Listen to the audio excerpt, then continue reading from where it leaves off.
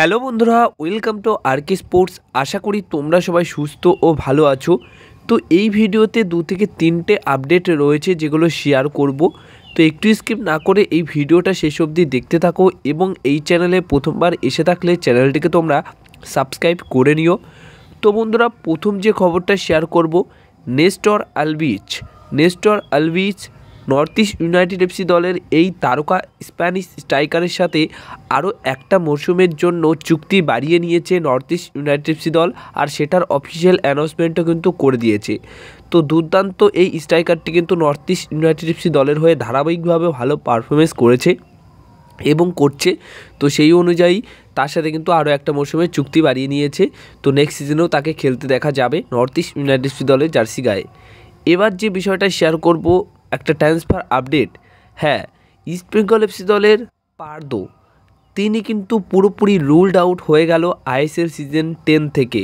ISL season 10-এর বাকি ম্যাচগুলো যেখানে ইস্ট বেঙ্গল এফসি দল খেলবে, সেই বাকি ম্যাচগুলোতে কিন্তু পার্দোকে আর খেলতে দেখা যাবে না তার চোটের কারণে। তার বদলে তারা কিন্তু একটা ভালো মানের ডিফেন্ডার সই করিয়ে নিয়েছে, সার্বিয়ান ডিফেন্ডার 31 বছর বয়সী আলেকজান্ডার প্যান্তিক এই প্লেয়ারটিকে কিন্তু সই করিয়ে নিয়েছে। এই প্লেয়ারটির কিন্তু ভালোই একটা অভিজ্ঞতা রয়েছে, লালিগাতে খেলেছেন তিনি। লালিগাতে মেসি, রোনাল্ডো এদের বিরুদ্ধেও তিনি কিন্তু একটা সময় খেলেছে তার দলের হয়ে। তো খুবই অভিজ্ঞতা সম্পন্ন একজন প্লেয়ার। তো এই প্লেয়ারটিকে তোমরা এবার খেলতে দেখতে পারবে ইস্ট বেঙ্গল এফসি দলের জার্সি গায়ে। তো সার্বিয়ান ডিফেন্ডার মোটামুটি আমার একটা ওই দেশের ডিফেন্ডার বা প্লেয়ার আসলে আমার মোটামুটি সেটা পার্সোনালি ভালো লাগে, কারণ পছন্দ করি। তো সেই অনুযায়ী ইস্ট বেঙ্গল এফসি দলে খেলতে আসছে। এবার ইস্ট বেঙ্গল এফসি দল বড় দলে খেলতে আসছে, তো যতক্ষণ না তিনি মাঠে কিছু করে দেখাচ্ছে, মাঠে ভালো পারফরমেন্স করে দেখাচ্ছে, ততক্ষণ কিন্তু তিনি সফল কিনা অসফল সেটা কিন্তু বলা যাবে না। সফলও হতে পারেন, আবার অসফলও হতে পারেন। আমরা দেখেছি অনেক বড় মাপের প্লেয়ার এসছে কিন্তু তারা আইএসএলে সফল হয়নি।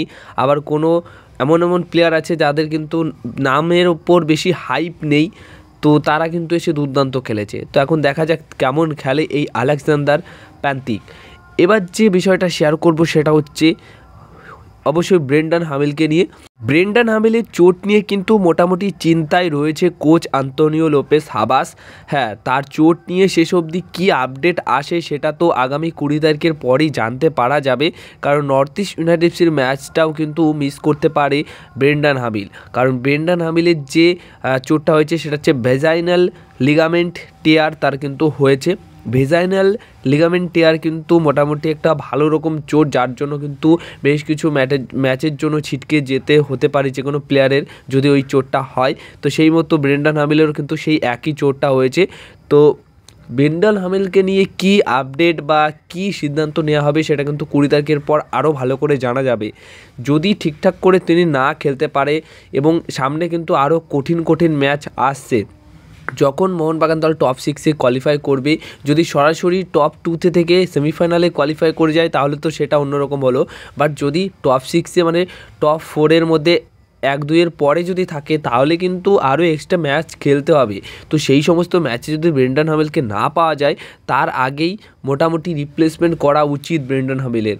দেখা যাক সেটা নিয়ে কী হয়, কিন্তু একটা ভালো রকম চোটের মধ্যেই কিন্তু ব্রেন্ডন হামিল পড়েছে। তো তাকে নিয়ে কোচ রীতিমতো চিন্তায় আছে। তো এই ছিল আজকের ভিডিও। যদি ভিডিওটা ভালো লেগে থাকে তাহলে অবশ্যই ভিডিওতে লাইক, শেয়ার, কমেন্ট করো, আর চ্যানেলটিকে তোমরা সাবস্ক্রাইব করে নিও।